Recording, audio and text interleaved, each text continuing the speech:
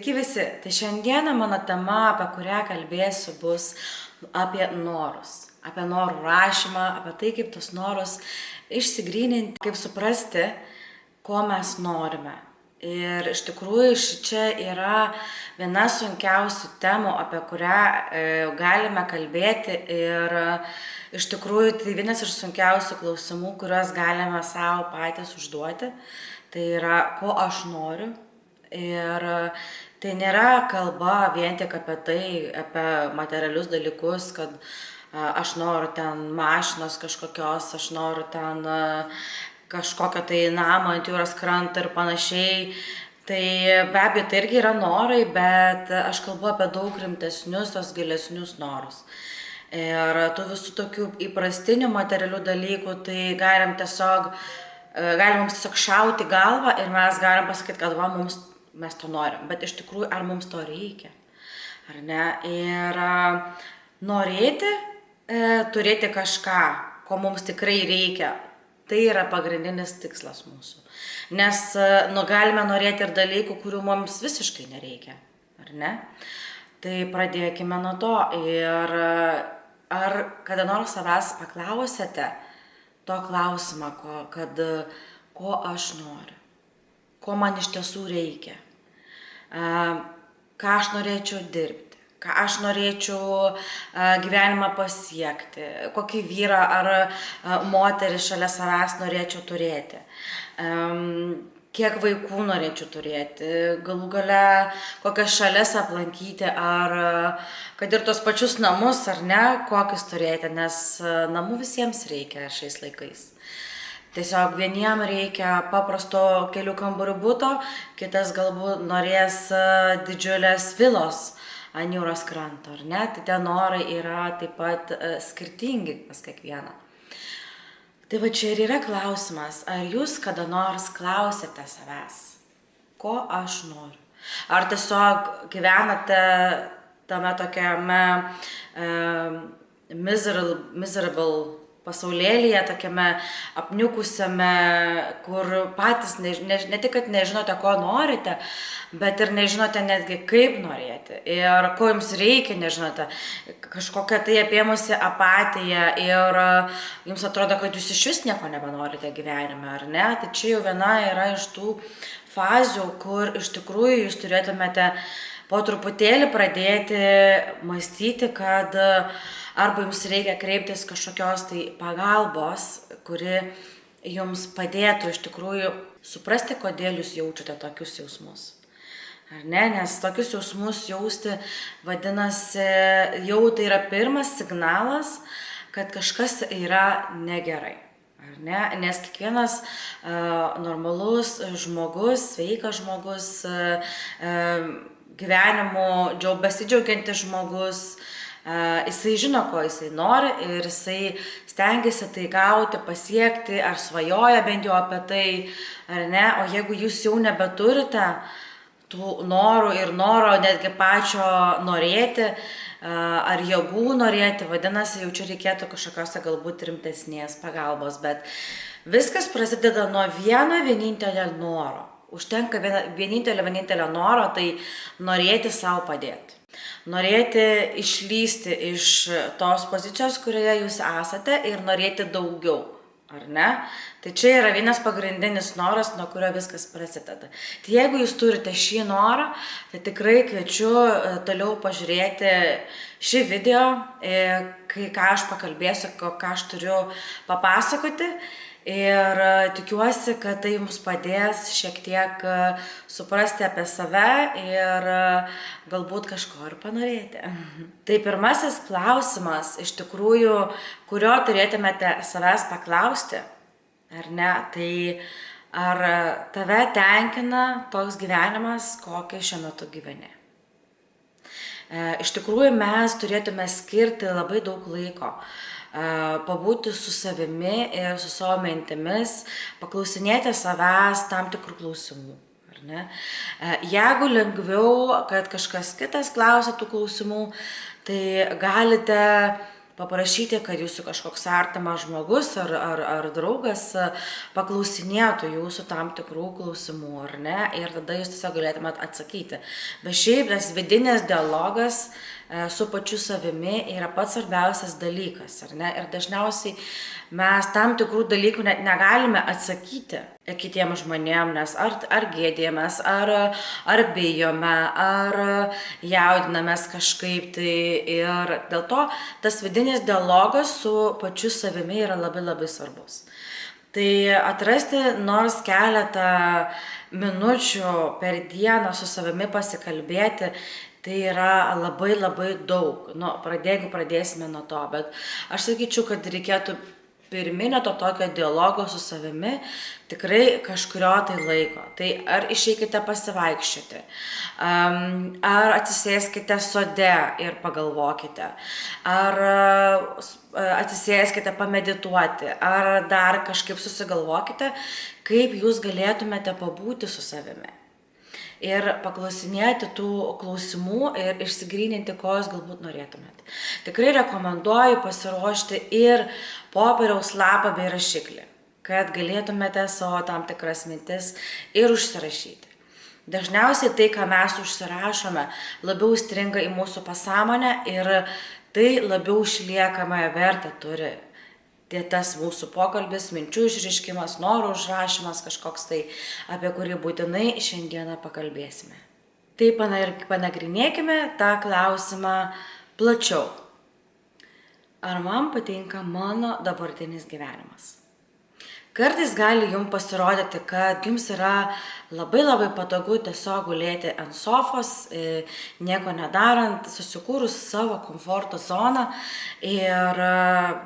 ir tiesiog nieko nedaryti, ar ne? Ir nežinau, tas jūsų galbūt tuometinis esantis jausmas, kad jūs nieko nenorite daryti, jums gali atrodyti labai patogus, nes šiuo metu jums nereikia dėti jokių pastangų, ar ne? Tačiau nepamirškime, kad tas komforto jausmas, kuris dabar yra jums priimtinas, ar ne? Pagalvokime apie tai, ar jisai atneša jums tą norimą gyvenimą, ko jūs iš tikrųjų norite, ar ne? Ar jums patinka tas gyvenimas? Pamastykite apie tai. Ar jums patinka ta veikla, kurią jūs užsiimate? Ar jums patinka tas darbas, kurį jūs dirbate? Ar jums patinka žmogus, su kuriuo jūs gyvenate? Ar tas partneris, ar ne, kurį jūs pasirinkote? O galbūt jūs neturite jokio partnerio. Ir ar jums patinka tai, kad jūs jo neturite? Ar jūs norėtumėte tai pakeisti galbūt jūs norėtumėte kaip tik turėti šalia savęs mylinti gerą žmogų, kuris palaikytų jūs jūsų gyvenimo kelyje, ar ne? Ar jums užtenka tiek, kiek jūs pamatėte pasaulio? Ar jūs norėtumėte daugiau vaikų? Ar jūs iš vis jų norėtumėte, ar ne? O gal jūs jų neturite ir jūs labai jų norėtumėte? Tai turite irgi apie tai pagalvoti. Ar jums patinka ten, kur jūs gyvenate, tas rajonas, tie namai, ar jums patinka jūsų kaimynai, ar patinka tie žmonės, kurie jūs supa, jūsų draugai, šeima, žinoma, šeimos nepasirinksi, bet kartais netgi ir atsitraukimas nuo savo pačio šeimos yra geresnis dalykas negu būti toksiškoje aplinkoje. Jeigu jūsų artimieji ypatingai yra tie žmonės, kurie sukuria tą toksišką aplinką, ar ne? Tai ne visi esame apdovanoti nuostabia šeima, kuri mus palaiko, kuri mus supa, kuri visada bus pasirengusi mums padėti, ar ne? Tai pagalvokime apie šitą klausimą ir parekomenduočiau tikrai užsirašyti šias mintis į popieriaus lapą. Gerai pagalvokite, ar mane tenkina šis gyvenimas ir užsirašykite. Būtų gerai, kad parašytumėte taip arba ne, spontaniškai, vos užduokite savo klausimą ir iškart parašykite. Tai labiausiai atspindės jūsų esamas mintis, tas pirminis toksai spėjimas, ar ne? Paskui pagalvokite giliau ir panagrinėkite, galite netgi užsirašyti, kas mano gyvenime patinka man, kas mano gyvenime nepatinka man. Ir pasižiūrėsite, iš tikrųjų, pasidaręs lentelę, kas patinka ir kas nepatinka mano gyvenime, ar ne, tavo gyvenime, tai pamatysite tuomet kiek yra tų gerų dalykų ir kiek yra tų blogų dalykų, ar ne?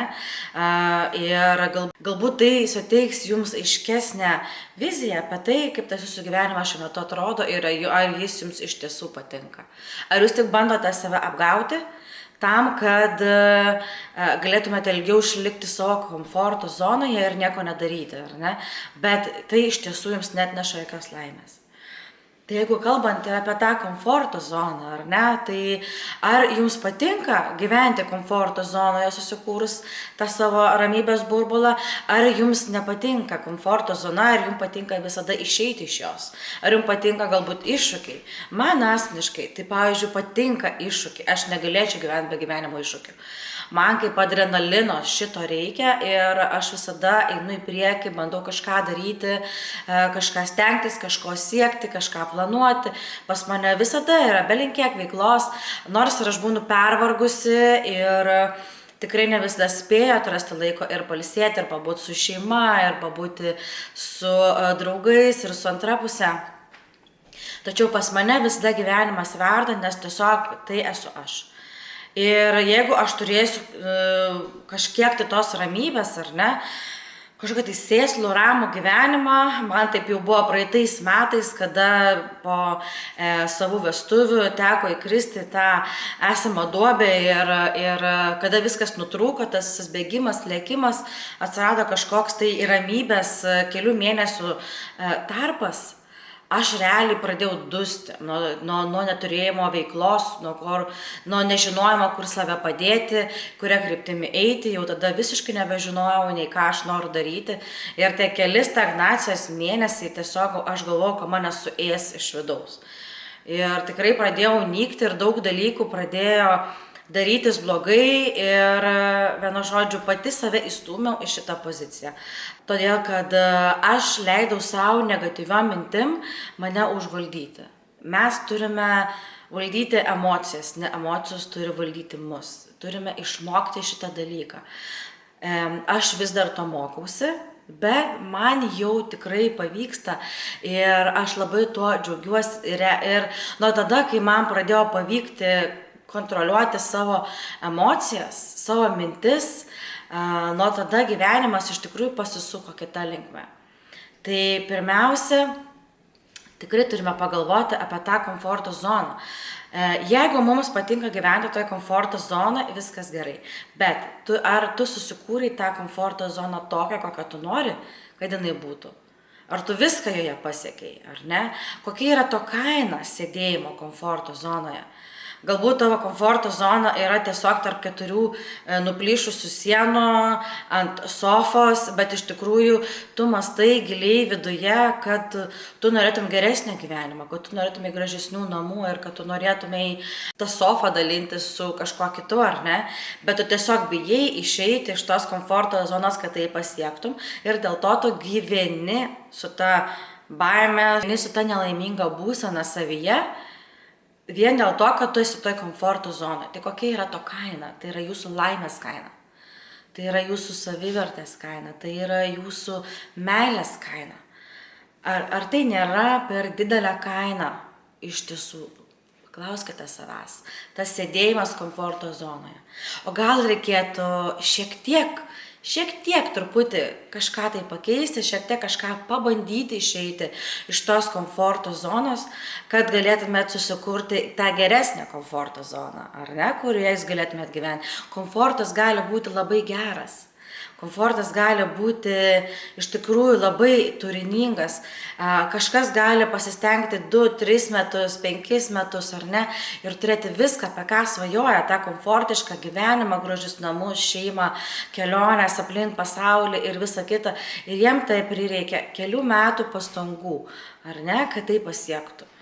Tai argi tai nėra verta paaukoti kelis metus, išeiti iš komforto zonos, kažką tai išmokti, kažką tai padaryti, tam, kad vėliau galėtumėte džiaugtis visą savo likusį gyvenimą.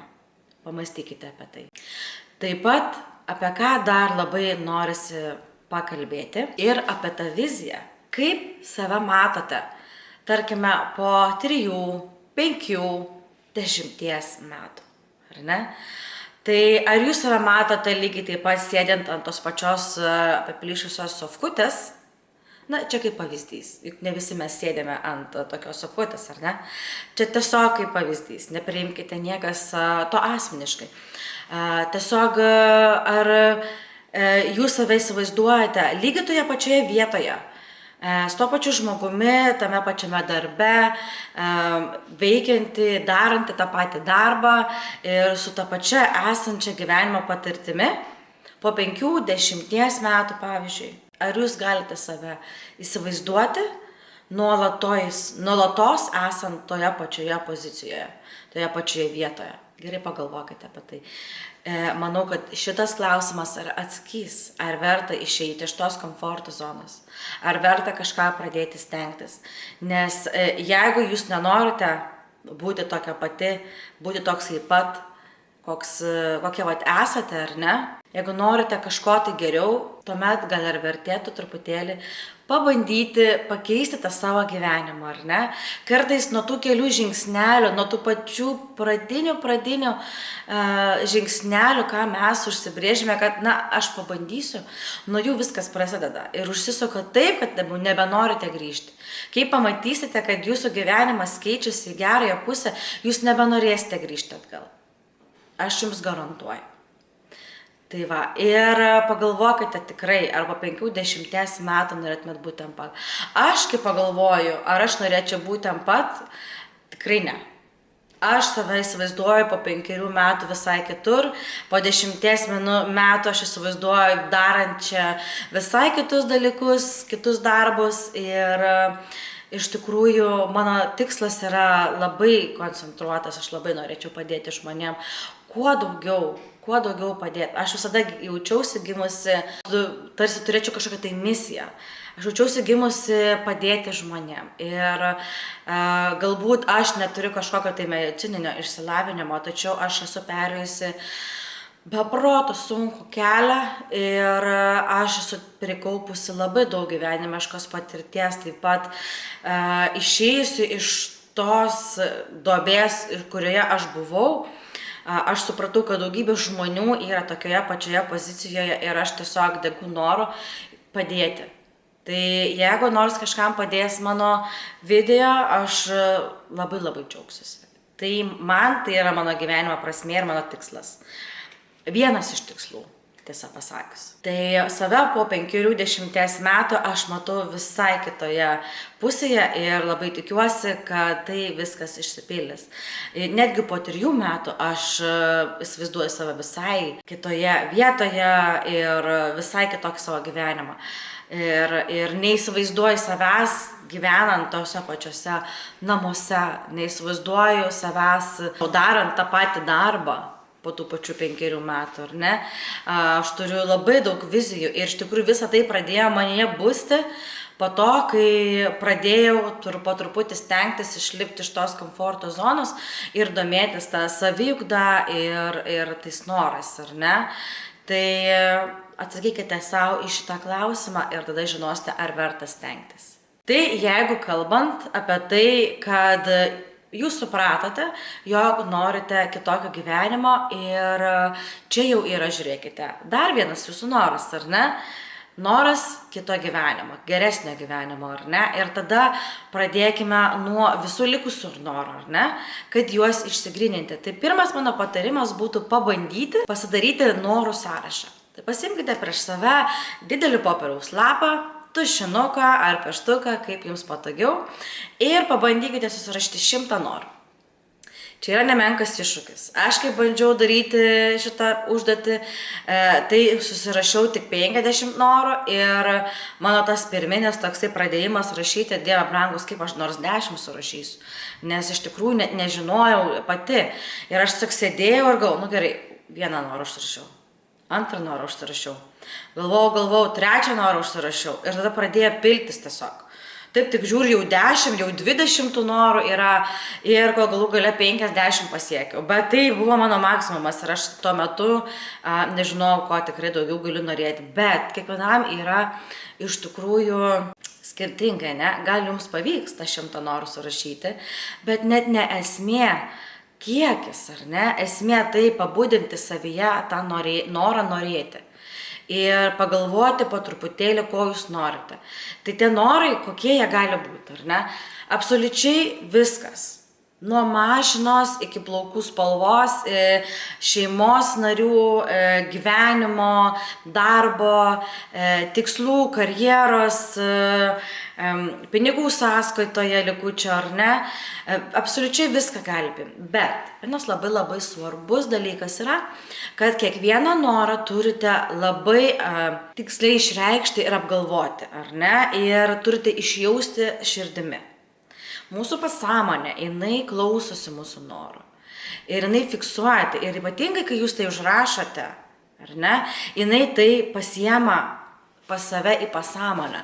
Mes turime ir sąmonę, ir pasąmonę, ar ne? Sąmonė tai yra tai, ką mes racionaliai mąstome, ką mes galvojame patys, ar ne, ir tai dažniausiai mūsų sąmonė ir duoda tos blokus ir stabdo mumis tas mūsų baimės ir viską atsiranda, ar ne.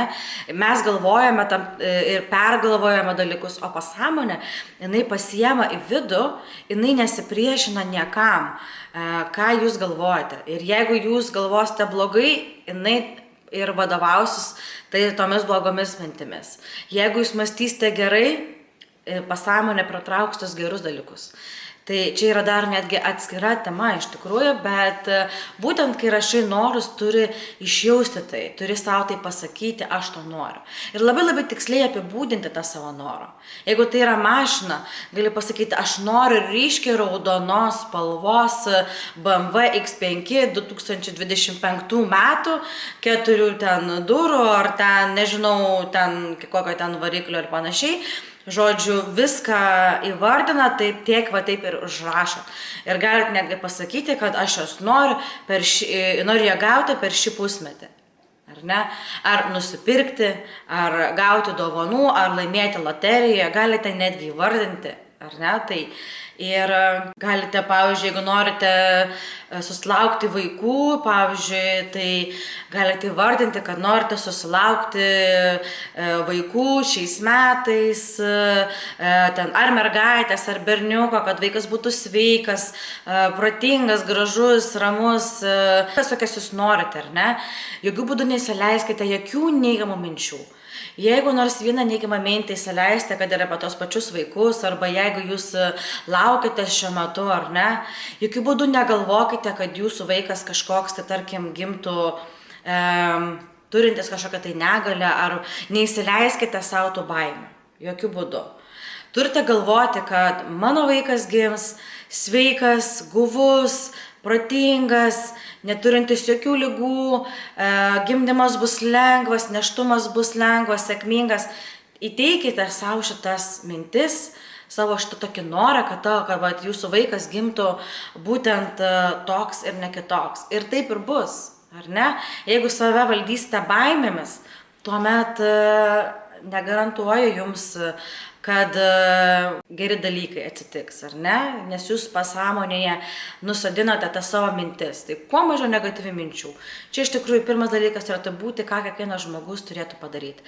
Atsisakyti negatyvių minčių. Toliau. Tai tos norus labai labai tiksliai susirašome. Jeigu tai būtų vyras arba moteris, kurio jūs ieškote ar ne, tai tarkim, aš savo vyrą išsimanifestavau. Taip, manifestavimas yra dar atskira tema, tai nėra paprastas noras, bet aš savo vyrą išsimanifestavau labai labai tiksliai. Ir dėl to galiu tvirtinti 100%, kad manifestavimas veikia, tiesiog reikia įdėti labai daug pastangų į šitą dalyką ir labai labai įtikėti. Ir aš visą laiką sakydavau, kad aš noriu gero, mylinčio, rūpestingo vyro, kuris galėtų manimi pasirūpinti, kuris priimtų mane tokią, kokia aš esu, su kuriuo aš būčiau laiminga, mylima, kuris būtų protingas, dėmesingas, gražus, išvaizdus, ar ne. Ir aš negaliu dar iki šiol, atrodo, atsistebėti, ant kiek tiksliai viskas buvo. Vienas dalykas, ką paminėsiu, tai aš neįtikėjau į materialią prasme ir kai bandydavau pasakyti, kad noriu turtingo vyro, aš tai pasakydavau būtent tą frazę nenuoširdžiai, nes aš kažkaip materialumą suprantu labai kitaip ir iš tikrųjų čia buvo pagrindinė mano klaida, nes aš to neįtikėjau ir aš traktavau materialumą, turtą, kažkokią tai blogybę.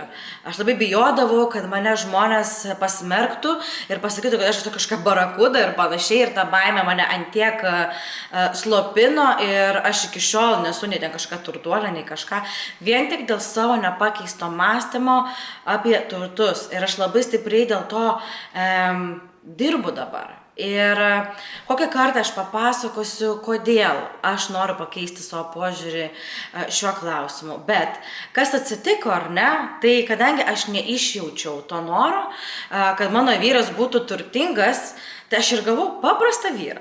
Ar ne kažkokį ten milijonierių, tiesiog paprastą vyrą, bet kuris mane be proto myli, rūpinasi, yra dėmesingas, yra geras, nuoširdus, ta prasme, aš jaučiuosi labai laiminga su juo ir galiu būti visiškai savimi.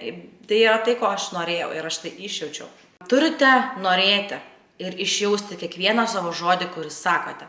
Tai pajaučiau savo kailiu ir aš pasidalinu su jumis savo patirtimi, tuo gerų dalykų ar ne, ir ta klaida padaryta, tai nepadarykite tokios klaidos. Jeigu sakote norą, jeigu įraštą norą, išjauskite tai. Ir labai tiksliai apibūdinkite kiekvieną savybę, kiekvieną norą, laiko tarpą ir visą kitą. Tai yra labai svarbu. Toliau. Kaip su tais norais tvarkytis. Kai susirašite savo sąrašą, ar ne, galite, pavyzdžiui, iš tų daugybės norų, nors ir apie 5 mašinas aprašyti, kokias tiksliai norėtumėte turėti, bent vieną iš jų tikrai išsirinksite, kur jums yra svarbiausia. Ar ne? Ar, nežinau, kažkokį tai kitokį norą, ar ne? Ir, pavyzdžiui, išsigryninkite tikslingus norus, kurie iš tiesų jums yra reikalingi. Tai, pavyzdžiui, iš tų daugybės norų, ką susirašėte, susižymėkite, pasimkite galbūt ar markerį kokios spalvos, ar dar kažką tai, ne, ar pasižymėti pieštuką kitos spalvos. Ir pasibraukite būtent tuos norus, kuriuos jūs manote, kad jums iš tiesų to reikia. Kas iš tiesų pakeistų jūsų gyvenimą ir suteiktų jums džiaugsmo, suteiktų jums motivaciją ir norą gyventi, suteiktų jums gyvenimo prasmę. Tai va, tai čia yra toks labai svarbus dalykas, ar ne? Siūlyčiau atradus tuos norus, pagrindinius savo norus išsigryninus, kiekvieną dieną paskirti laiko tokia kaip mini meditacijai. Ar tai būtų ryte atsikėlus prieš einant pusryčiauti, ar tai būtų einant miegoti, ar tai būtų seansas duše, ar tai būtų, nežinau, kaip jūs tai įsivaizduojate ir kaip jūs sugalvojate. Tebūnie, tai gal jūs dažotės prie veidrodžio, ar ne, galite skirti savo tas 5-10 minučių. Tokiai savotiškam pokalbiui su savimi. Arba einate miegoti, atsigulate ir užsimerkite, paliekite viską už proto ribų ir pasiliekite tik su savimi ir savo norais, ar ne? Ir paskirkite tas nors 5, nors 10 minučių tam vienam kartu, ar ne, pabūti su savimi. Taip išreiškite tos savo norus. Sugalvokite savo tam tikras afirmacijas, savo tam tikrus sakinius, ką jūs savo sakysite. Kad aš noriu to ir to ir to, to ir to ir to ir to. Ir tas 5 minutes savo kalbėkite apie tai, ko jūs norite. Nuoširdžiai, ko jūs norite, ką jūs norite pasiekti, viską tiksliai. Ir darykite tai kelis kartus per dieną. Kuo daugiau kartų, tuo geriau. Aš žinau, kad yra labai dažniausiai visi užimti ir neturi tam laiko, bet bent jau ryte, besiruošdami, besivalantis dantis, mintise galite su savimi pasikalbėti. Moteris besidarančius makiažą galite su savimi pasikalbėti. Pasidžiavinant plaukus, nuėjus į dušą išsimaudyti. Tada, kada jūs esate tiesiog visiškai beginkliai, tiesiog su savimi, nuogi, galite pasikalbėti su visata ir savo pasąmonę apie tai, ko jūs norite. Bet kada atraskite savo tą minutėlį. Važiuojate autobusu kažkur tai, kad ir pusę valandos sėdite, užsimerkite ir pagalvokite apie tai, ko jūs norite. Atraskite savo laiko, savo.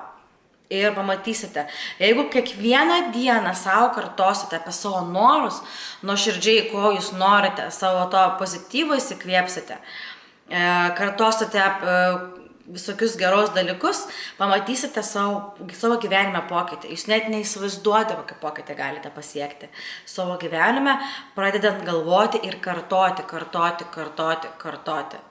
Galbūt vakarais užsirašykite taip pat tos norus, galite netgi, tada pasąmonė dar labiau pasiema. Tai va, ir pamatysite po mėnesio, po 2, po 3, kaip pradės keistis jūsų gyvenimas. Jeigu vienas iš jūsų norų yra pakreipti savo karjerą kitą linkme, tai labai rekomenduočiau pagalvoti apie tai, kokius darbus atlikdamas jautiesi gerai, kuriuos jautiesi blogai.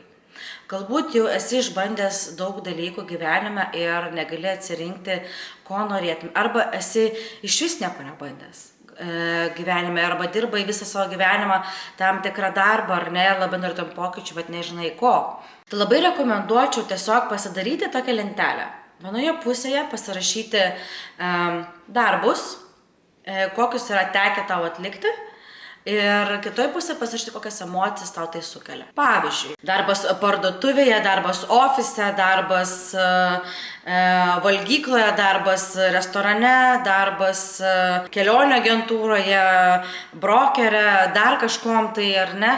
Tai darbas su žmonėmis, darbas vienai, atsiskirkite tam tikrus dalykus, ar ne, tai vieta, lokacija, darbas komandoje vienai, su kažkuo, nežinau, darbas vienoje vietoje, stabilus ir iš kurio niekur nereikia išeiti, ar ne, ar darbas skirtingose aplinkose, keliaujant, ar dar kažką, o tokius skirtingus pobūdžius įsivardinkite, ar ne, ir atlyginimas, kiek norėtumėt uždirbti, ar ne, kiek jums užtektų, kad jūs gerai galėtumėte gyventi, kokie yra tie jūsų norai, ar jūs norite uždirbti milijonis, ar jums užtenka 2000 per mėnesį, ar ne, įsivardinkite ir šitai.